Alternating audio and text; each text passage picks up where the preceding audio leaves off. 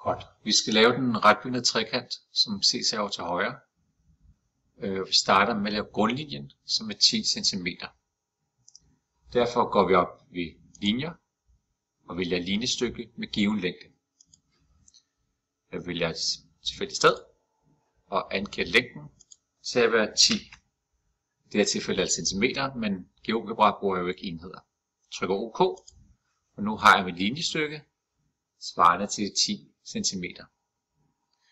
Nu har jeg brug for at lave 90 graders vinklen. Derfor går jeg op og vælger vinkel med given størrelse.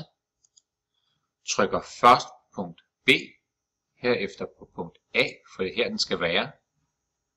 Den er allerede sat til 90 grader, ellers er tastet 90 grader, og nu skal jeg finde om det er med eller mod uret. Derfor lader jeg som om, at viseren sidder fast her.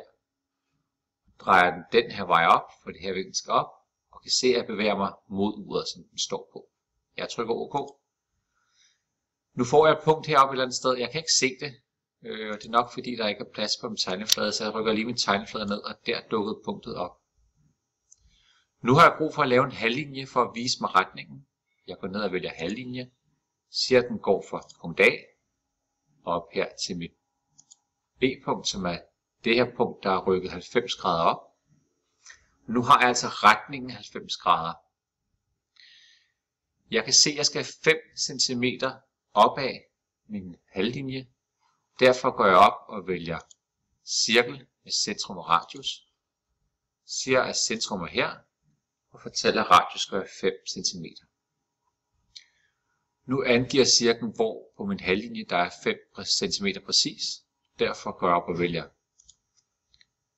skæringsværktøjet og siger, hvor skærer min cirkel med min halvlinje.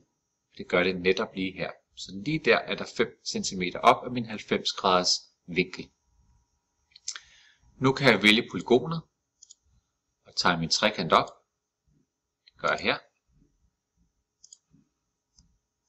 Og nu har jeg lavet min trekant.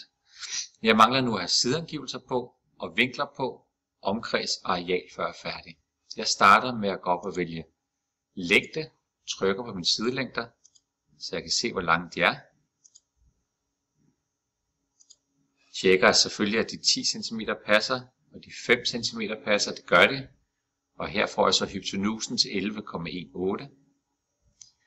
Nu mangler jeg så at have omkredsen på. Der bruger jeg det samme værktøj, længden, og trykker et eller andet tilfældigt sted på lyserød. Det er ikke altid det virker, det kommer der. Og kan se, at omkredsen er 26,18. Jeg går nu op og vælger areal og trykker på figuren for at vide, at arealet er 25. Det eneste jeg mangler nu, det er vinkler. Så går jeg op og vælger vinkel, trykker tilfældigt sted, og de sidste vinkler kommer på. Nu er jeg færdig med min retvinklede trekant og har fundet arealet. Jeg har fundet omkredsen. Jeg har de 3 sidelængder, og jeg har de 3 vinkler. Derfor er jeg færdig.